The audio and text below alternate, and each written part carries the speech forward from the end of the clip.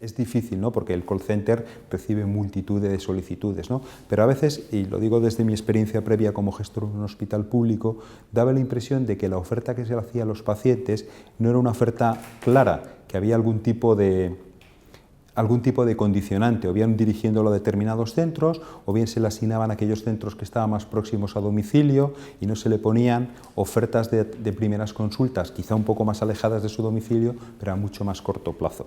Eso es una responsabilidad del gobierno, pero cuando tratemos esta cuestión nosotros vamos a insistir en eso.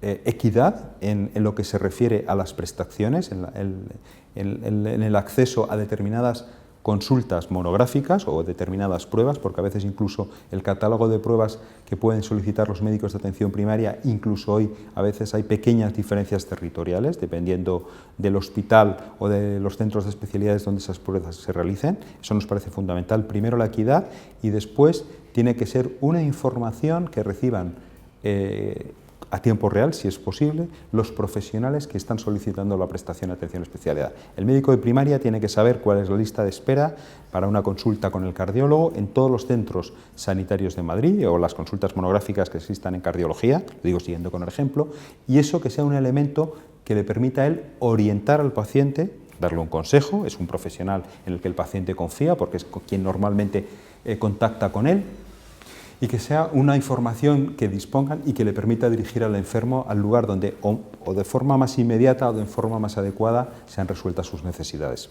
El presupuesto de la Comunidad de Madrid este año en sanidad ronda los 7.300 millones de euros, no llega por poco, ¿no? Hace apenas 5 años se superaron los 8.400 millones.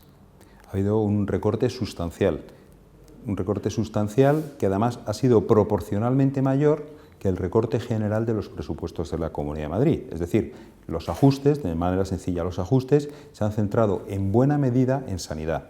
Es cierto que es la partida más importante del presupuesto sanitario, por encima del 40%, y aparentemente era el trozo de la tarta más grande del que se podía hacer más pequeño. Creemos que esa situación de manera progresiva hay que revertirlo. El gobierno de la Comunidad de Madrid siempre tiene a gala que la Comunidad de Madrid está creciendo desde el punto de vista económico por encima de la media nacional, que Madrid es uno de los motores de la economía, que en esa recuperación que nos están anunciando Madrid está a la cabeza, pues eso se tiene que traducir desde nuestro punto de vista en más recursos públicos. No solo para la Dirección General de Atención de Salud Pública, para la atención primaria, para el abordaje de las listas de espera, para el fomento de la investigación, para la mejora progresiva de las condiciones laborales de los profesionales. Y volviendo a la cuestión que ha planteado de la Dirección General de Salud Pública, básicamente no es un tema económico. En el contexto de un presupuesto con esa magnitud de 7-8 mil millones de euros, la Dirección General de Salud Pública es una partida muy pequeña. Creemos más que es una cuestión organizativa. Las competencias que tradicionalmente tenía la Dirección General de Salud Pública hasta que se suprimió, creo recordar que en 2007, eran tradicionales, ¿no? Ya cuando empezaron los poderes públicos en el siglo XIX a asumir la responsabilidad de atención sanitaria, fue quizá de lo primero que se creó, ¿no? Esas competencias, al desaparecer la Dirección General de Salud Pública, se han repartido. Unas corresponden a la Dirección General de Ordenación e Inspección, otras a la Dirección General de Atención Primaria, y eso hace que no exista entre los profesionales que se dedican a esa materia suficiente coordinación, que no haya una voz única, y cuando ha habido que abordar alertas sanitarias que tienen un carácter general, ha faltado Madrid liderazgo. Por tanto, aunque nuestra postura general es un aligeramiento de la administración pública, y de hecho hay un compromiso también en el acuerdo de investidura de reducir los organismos públicos y adelgazar la administración, entendemos que la Dirección General de Salud Pública es un elemento clave, y más en situaciones epidemiológicas como las que usted menciona, del ébola o de la difteria, fundamental para dar respuesta a las necesidades actuales y emergentes. Con ese nivel de concreción no hemos hablado con el Partido Popular. Ni estaba en nuestro programa de manera tan explícita como usted dice, ni evidentemente está en el acuerdo de investidura. Nosotros de manera general defendemos la necesidad de profesionalizar los directivos sanitarios. Y se nos ocurren diversas estrategias. Una de ellas podría ser que una vez que se produzca una vacante en un hospital público o en un centro de salud, que la convocatoria tuviera el grado de difusión que ahora la Comunidad de Madrid tienen, por ejemplo, las jefaturas de servicio y sección médicas, que se publican en el BOCAM, se puede presentar cualquier persona que tenga plaza en el Sistema Nacional de Salud, y esa publicidad favorece una concurrencia donde en muchas ocasiones se rompe con la endogamia y hay la oportunidad de incorporar profesionales muy buenos a los centros, ¿no? Pues ese modelo posiblemente sería interesante replicarlo en lo que se refiere tanto a gerentes, directores médicos, subdirectores y toda la estructura directiva de los centros sanitarios. Si esto hay que restringirlo a los profesionales que ya tengan plaza fija en el sistema, como sucede, por ejemplo, a las jefaturas de servicio y sección clínicas, es una reflexión que tenemos que hacer, porque es cierto que muchas veces el sistema sanitario público se ha beneficiado de los conocimientos y de la experiencia de personas que habían hecho una trayectoria dilatada, tanto la administración pública como la empresa privada, como no, y después de años de experiencia aportan su saber hacer en los hospitales públicos con magníficos resultados. Lo que desde luego hay que desterrar que el criterio fundamental sobre todos los gerentes sea la afinidad política. Y habría que pensar en qué fórmulas serían factibles para crear una especie de carrera profesional en el ámbito de la gestión. Distintas comunidades autónomas a lo largo de estos años de desarrollo autonómico han generado cuerpos en la administración asociados a la gestión sanitaria.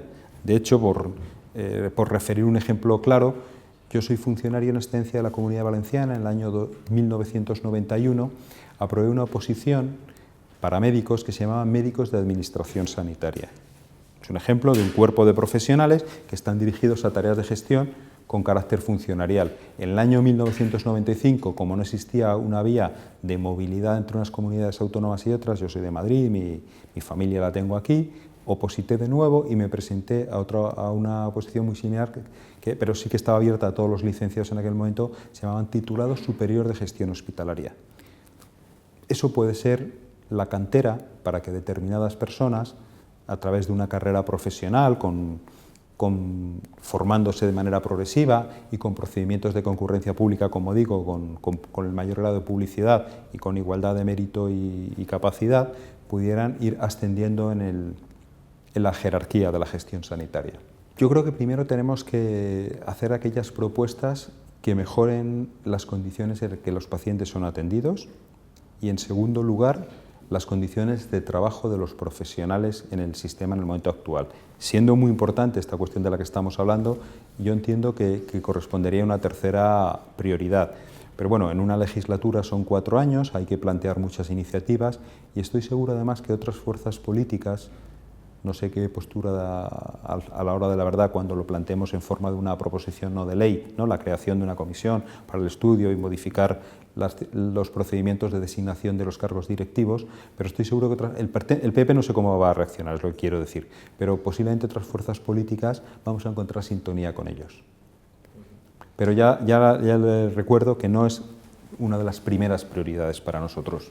Ese sistema tiene sus ventajas porque permite que los profesionales que son valiosos permanezcan y permite que determinados profesionales que a lo largo de su carrera han tenido un desempeño no tan brillante salgan del sistema público, ¿no? Eso como principio general está bien. Se pueden formular muchísimas críticas a la forma y a los tiempos. La audiencia que se ha dado a los profesionales ha sido escasa, hacían una memoria y recibían prácticamente en vísperas del día que les correspondía cumplir los 65 años una respuesta en un sentido favorable o desfavorable, y muchas veces quien ha dado la información han sido personas de los distintos servicios de recursos humanos, ¿no? Con independencia del resultado, los profesionales lo han vivido como una falta de consideración absoluta y creemos que ha sido un error. Además, se enfocó de manera clara como una estrategia para aligerar las plantillas en un momento en el que había por parte del Gobierno una idea muy clara de reducir de manera progresiva, lo que he dicho antes, esos 5 años de reducción progresiva del presupuesto sanitario, y no se ha explicado bien a los profesionales. Entendemos que había que plantearlo en positivo. La jubilación ordinaria es a los 65 años y hay determinados profesionales que por su desempeño, por lo que todavía pueden aportar, tienen la opción de continuar. En el ámbito concreto de la Comunidad de Madrid, nosotros abogamos por una central de compras autonómica. Y hay determinados aspectos, como las compras centralizadas que está sacando el Ministerio de Sanidad, a la que se adhieren o no las comunidades autónomas y que están teniendo, por ejemplo, la compra de vacunas, un seguimiento masivo por la inmensa mayoría de las comunidades autónomas, que nos parece una fórmula bastante adecuada por dos razones. Primero, por la eficiencia económica y segundo, porque garantiza la homogeneidad de los productos y de los servicios que se están prestando en los distintos territorios.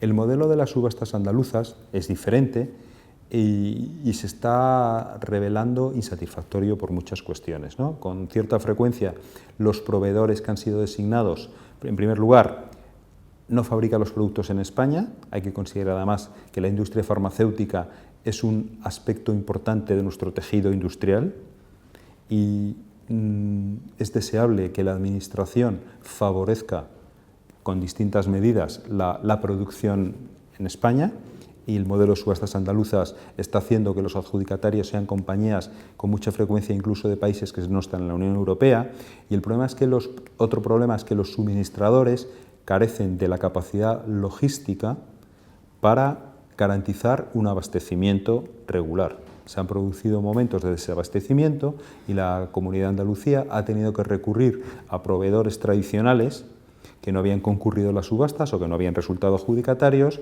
a un precio superior al de licitación en la subasta. Por lo tanto, el ahorro pretendido no se ha conseguido plenamente. Nosotros no defendemos ese modelo. Preferimos la colaboración como las compras centralizadas que está haciendo el Ministerio de Sanidad con adherencia de las comunidades autónomas. El riesgo que tiene el copago es que puede ser una barrera en el acceso a la asistencia sanitaria y es un riesgo en el que no queremos correr.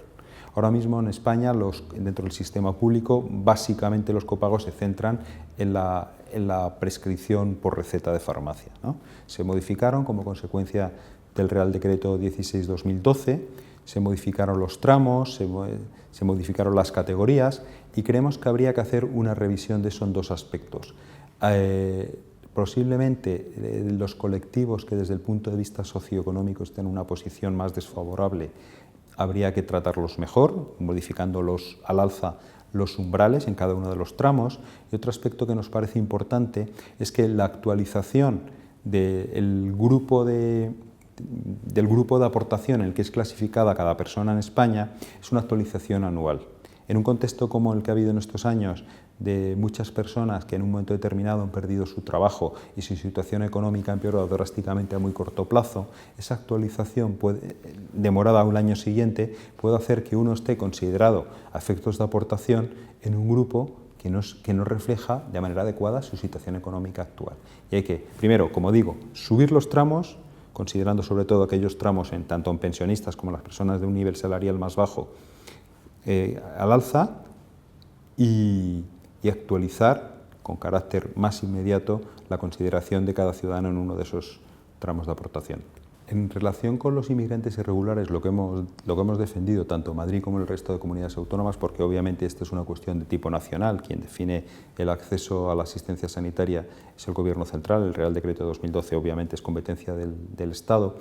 Nosotros lo que defendemos es que los inmigrantes que no estén en una situación regular en España tengan pleno acceso a la atención primaria, a las urgencias, y aquellos colectivos especialmente vulnerables, como pueden ser las embarazadas y los menores, tengan acceso al sistema en su conjunto. Tanto las patologías urgentes como aquellas enfermedades que puedan tener una repercusión en la salud pública del conjunto de la población, obviamente deben ser atendidas y resueltas de manera satisfactoria por parte del sistema público, con independencia de la condición o no de inmigrante documentado. Habría que hacer un análisis económico. Me parece que en esta cuestión ha habido bastante desinformación y en algunos casos demagogia por parte de unos y otros. Recientemente se planteaba una cifra del coste que estaban teniendo, que podrían tener en el ámbito de la Comunidad de Madrid los inmigrantes irregulares, y era curioso porque ahora la Comunidad de Madrid está destinando en torno a 1.200, en torno a 1.100 euros, no llega a 1.200, en torno a 1.100 euros persona año, y haciendo un cómputo muy rápido, parecía que la atención a esos inmigrantes irregulares nos iba a salir per cápita por 2.000 euros año, que no se sostiene porque estamos hablando de colectivos que con mucha frecuencia tienen una edad media inferior a la población madrileña. Por tanto, ha habido desinformación y, en algunos casos, una cierta demagogia por ambas partes. Si como consecuencia de hacer un análisis pormenorizado y existen recursos, es un tema que convendría estudiar, pero la posición que estamos sosteniendo en el momento actual, estamos distinguiendo entre los trabajadores, entre los españoles, los inmigrantes regulares y los inmigrantes que carecen de documentación. Un aspecto que tiene que corregirse, y no tiene que ver con la inmigración, sino con los españoles. En un modelo de sistema nacional de salud como el español hay que desvincular el derecho a la asistencia sanitaria absolutamente de la condición de trabajador, perceptor de subsidio de desempleo. Se está dando la paradoja de que españoles, con mucha frecuencia jóvenes, están transitoriamente unos meses fuera de España buscándose la vida, intentando encontrar un empleo, y cuando regresen a España si han estado un periodo, creo recordar que son de 6 meses, pierden el derecho a la prestación, si tienen más de 26 años. Eso es una circunstancia que hay que corregir con carácter inmediato. En contratación pública, nosotros creemos que hay determinados aspectos que hay que cumplir. El primero es la legalidad, el segundo es la transparencia, obviamente, que haya igualdad de oportunidades para todos los licitadores, que no haya ningún tipo de atisbo de sospecha de que por parte de la Administración se está dando un trato de favor a determinadas empresas frente a otras, y obviamente también la eficiencia. Las fórmulas que usted enuncia aportan y representan una innovación sobre los modelos tradicionales de contratación. Lo que pasa es que eso, por la información que yo tengo, va a sufrir un vuelco a corto plazo, porque se va a elaborar una nueva ley de contratos del Estado. De hecho, ya se están empezando a hacer estudios, ha habido debates entre profesionales expertos en esta materia, y puede que como consecuencia de directivas europeas toda la contratación pública en España a corto o medio plazo sufra un vuelco.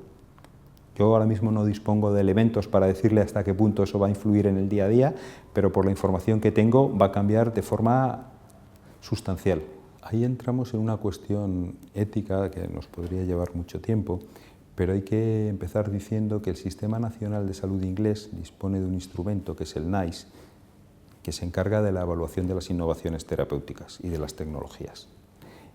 Es una sociedad con un planteamiento diferente desde el punto de vista cultural, donde los aspectos relacionados con la libertad del individuo y se valora mucho, que tiene un sentido pragmático diferente al que tenemos las sociedades mediterráneas, y desde el punto de vista cultural una medida de ese tipo en España chocaría mucho. Y sobre todo es que todavía no disponemos de instrumentos eficaces en la práctica de evaluación. Hay diferentes agencias evaluadoras, pero no hay un criterio claro. Posiblemente en el aspecto de la evaluación de innovaciones terapéuticas y de medicamentos y de tecnología tendría que jugar un papel de mayor liderazgo el Ministerio a través de sus organismos evaluadores, y no debería ser nunca una decisión unilateral de un hospital, por supuesto, y voy más allá, ni siquiera de una comunidad autónoma. Porque esa cohesión y esa equidad de la que he hecho referencia en varias intervenciones, varias preguntas antes, creo que hay que llevarla también al nivel superior, que es dentro de España. Sigue habiendo diferencias territoriales en el acceso y los medicamentos oncológicos son muy buen ejemplo. En el acceso a los medicamentos oncológicos hay diferencias territoriales. De hecho, hace poco tuvimos una reunión, varios compañeros del grupo parlamentario y yo, con GEPAC, el Grupo Español de Pacientes con Cáncer, que es una federación de asociaciones, y han hecho una campaña que nos parece muy ingeniosa, porque además refleja muy bien la realidad.